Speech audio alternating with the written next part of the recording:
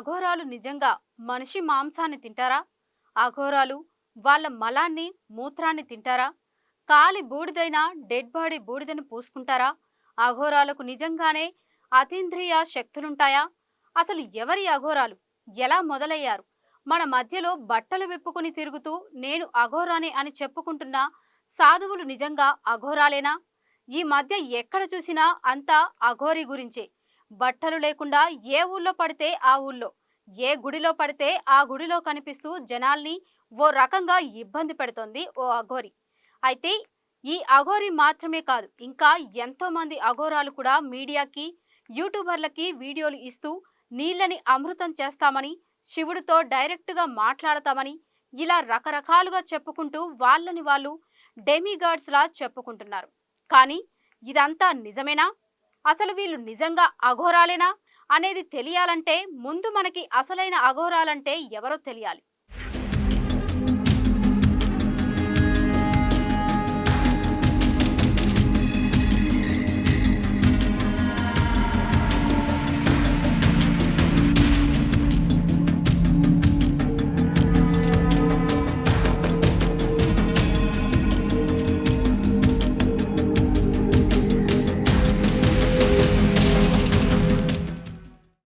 ఘోరానికి దూరంగా ఉండేవారిని అఘోర అంటారు.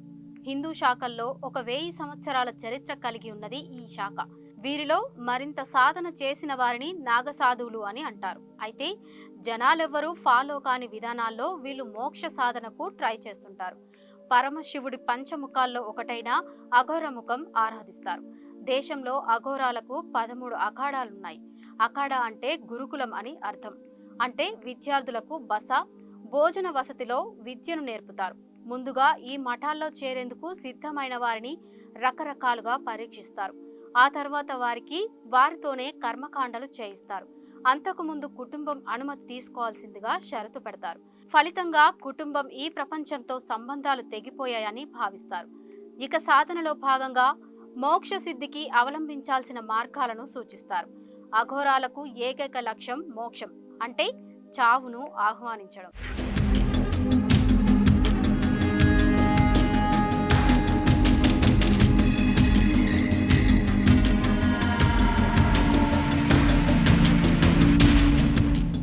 ఇలా చావును ఆహ్వానించడంతో పాటు శివుడు, కాళీమాత తమకు నచ్చిన పద్ధతుల్లో ఘోర దీక్షలు చేస్తారు.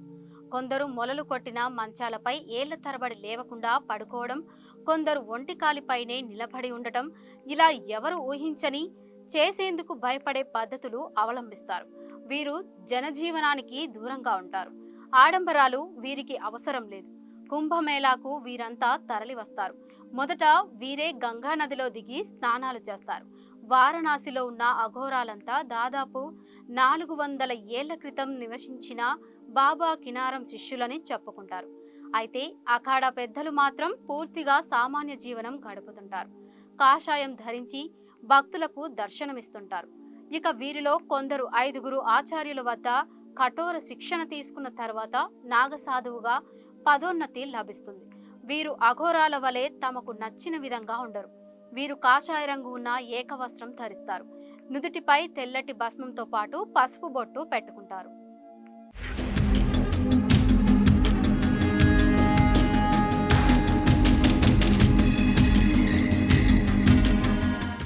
అఘోర సాంప్రదాయం గురించి ఒక్క మాటలో చెప్పాలంటే ఈ ప్రపంచంలో ఉన్న శుద్ధ, అశుద్ధాలన్నీ వాళ్ళకి ఈక్వల్. దేన్ని వాళ్ళు అసహించుకోరు, దేన్ని అమితంగా ఇష్టపడరు. అంటే వాళ్ళకి ఎంతో రుచికరమైన ఆహారమైనా, మనిషి మాంసమైనా ఒక్కటే, శత్రువైనా మిత్రుడైనా ఒకటే. అన్నీ శివుడు సృష్టిగా ఫీల్ అవుతూ అన్నిటినీ సమానంగా చూస్తారు.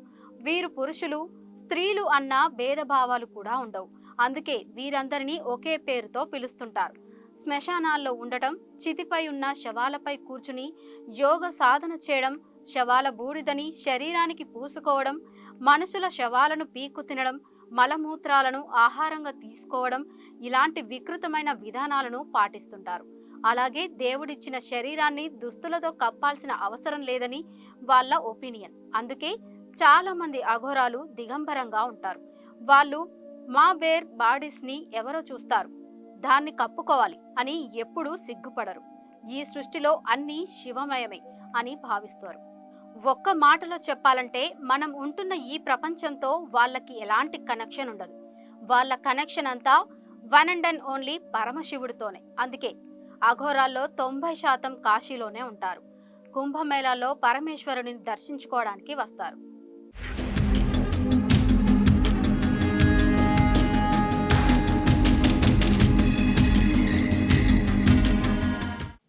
అఘోరాలు శ్మశానాలను కాలభైరవుడి నివాసంగా భావిస్తారు.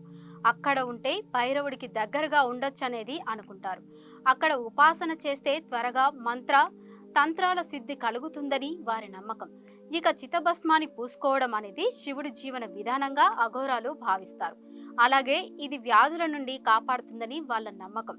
ఇందులో ఇంకో సీక్రెట్ ఏంటంటే, మరణించిన వారి చితాభస్మాన్ని పూసుకోవడం వల్ల ఆ చనిపోయిన వ్యక్తి శారీరకంగా చేసిన కర్మల జ్ఞానాన్ని తెలుసుకోవచ్చని అఘోరాలు నమ్ముతారు. అందుకే శవాల బూడిదను శరీరానికి పూసుకుంటారు. అఘోరాలకు ఈ శరీరం ఒక సాధనం మాత్రమే. ఆత్మను కప్పడానికి ఉపయోగించే వస్త్రంగా దీన్ని భావిస్తారు. అందుకే దీన్ని మరొక వస్త్రంతో కప్పాల్సిన పని లేదనేది వాళ్ళ ఒపీనియన్. అలాగే సిగ్గు, అవమాన భారాన్ని త్రుజించేందుకే అఘోరాలు నగ్నంగా తిరుగుతారు. అయితే జనాల్లోకి వచ్చేటప్పుడు వాళ్ళకి ఇబ్బంది కలగకుండా ఉండేలా కొంతమంది మల మూత్ర ద్వారాలకు అడ్డుగా ఓ చిన్న క్లాత్ ని కప్పుకుంటారు.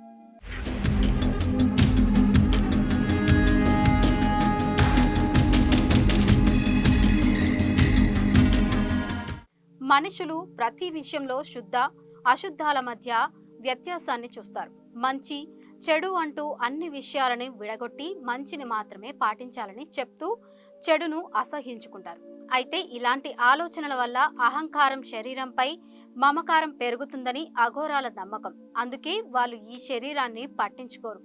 ఈ సృష్టిలో ప్రతిదీ దేవుడిచ్చిన వరంగా భావిస్తారు. ముఖ్యంగా ఈ శరీరం మోక్ష సాధనకు తప్ప మరి దేనికి ఉపయోగపడదనేది వాళ్ళ ఒపీనియన్. అందుకే వాళ్ళ మల మూత్రాలను తింటూ అహంకారాన్ని వదిలిపెట్టడానికి ప్రయత్నిస్తారు. అహం చనిపోతుందని వారి నమ్మకం. మనిషి ఎంత అందంగా ఉన్నా ఆ అందం వెనుక ఉన్నది ఇదే అసలైన నిజం అని చెబుతూ అహాన్ని అంతం చేయడానికే ఇలా మలమూత్రాలను తిని తాగుతారు.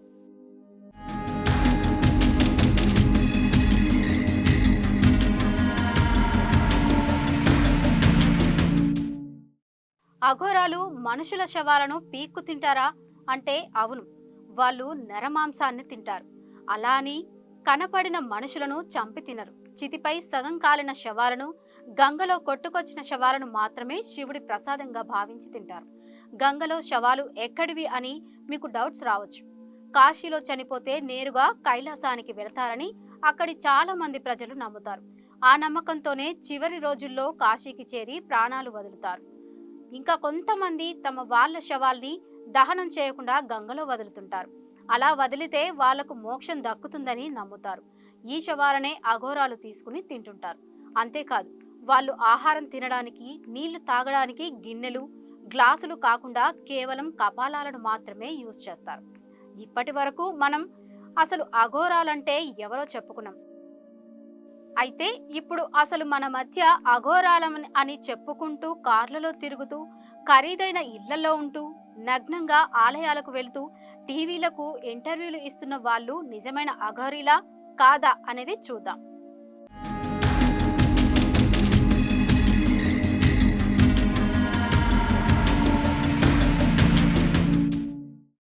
అఘోరీలు ఈ ఇహలోకం అంటే మన మనుషుల లోకంతో ఎలాంటి సంబంధాలు పెట్టుకోవడానికి ఇష్టపడరు అని చెప్పుకున్నాం కదా.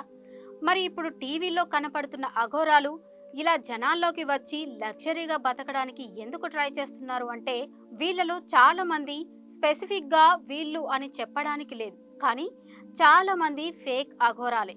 గడ్డం జుట్టు పెంచేసి మెడలో రుద్రాక్ష మాలలు వేసుకుని బూడిద పూసుకున్నంత మాత్రాన వాళ్ళు అఘోరాలు కాలేరు. అఘోరతత్వమే ఈ మానవ లోకంతో సంబంధాలను పూర్తిగా వదిలిపెట్టి శివుడిలో లీనమై మోక్షం కోసం ప్రయత్నించడం. అలాంటిది జనాల్లోకి వచ్చి కార్లలో తిరుగుతూ, పోస్టర్లలో కనిపిస్తూ, టీవీలో ఇంటర్వ్యూలు ఇస్తూ జనాల్ని ఇబ్బంది పెడుతూ తిరిగే వాళ్ళు ఖచ్చితంగా అఘోరత్వానికి వ్యతిరేకంగా ఉన్నట్లే.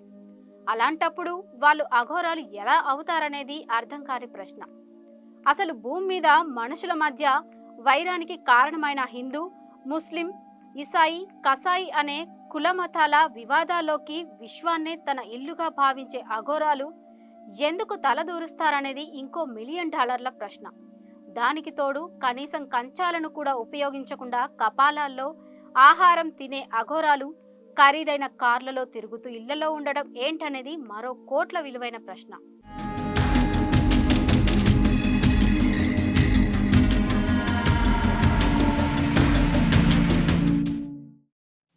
ఇక వీళ్ళంతా ఎవరు అనే ప్రశ్నకి కొంతమంది ఏం చెబుతున్నారు అంటే, జీవితంలో ఏది సాధించలేక ఓడిపోయి ఇంటి నుంచి పారిపోయి వైరాగ్యంతో కాశీకి చేరుకుంటారు. అలా చేరుకుని అక్కడే కొన్నాళ్ళు ఉంటారు. అలాంటి టైంలో అఘోరాలుగా మారాలని బలంగా అనుకుని వాళ్ళలో చేరిపోతారు. కానీ కొన్నాళ్ళకే నిజమైన అఘోరాల జీవితాన్ని చూసి భయపడి భరించలేక పారిపోయి తిరిగొచ్చేస్తారు. అలాంటి వాళ్ళు చూసిన లేదా తెలుసుకున్న కొద్దో గొప్ప విషయాలను జనాలకు చెప్పి మేమే అఘోరాలం అంటూ ప్రచారం చేసుకుంటారు. దాంతో పబ్లిసిటీ, పైసలకు పైసలు. వీళ్ళు తమ పేర్లు చెడగొడుతున్నారని తెలిసినా ఒరిజినల్ అఘోరాలు పట్టించుకోరు. ఎందుకంటే వాళ్ళకి ఈ సమాజంతో, మనుషులతో అవసరమే లేదు. వాళ్ళు ఎటిపోయినా పట్టించుకోరు. కాబట్టి ఈ దొంగ అఘోరాల ఆటలు అలాగే సాగిపోతున్నాయి. అది తెలంగాణలో కనిపిస్తున్న అఘోరి శ్రీనివాస్ విషయంలోనూ నిజమని తేలిపోయింది. అఘోరి ఫేక్ అంటూ మొదటి నుండి 69 టీవీ చెబుతూనే ఉంది. ప్రజలను ఎప్పటికప్పుడు జాగ్రత్త పరుస్తుంది. అందులో భాగంగానే ఎల్బీ నగర్ పోలీస్ స్టేషన్లో ఫిర్యాదు కూడా చేశారు. అప్పుడే పోలీసులు స్పందించి కేసు నమోదు చేసి ఉంటే ఫేక్ అఘోరి ఇంత విచ్చలవిడిగా రెచ్చిపోకుండా ఉంటుండేది. అందరికీ ఆదర్శంగా ఉండాల్సిన ప్రజాప్రతినిధులే వాళ్ళ భార్యలతో అఘోరి మాత అంటూ పాదాభివందనం చేయిస్తే ఇక సమాజానికి వారు ఏం సందేశం ఇస్తున్నట్లు?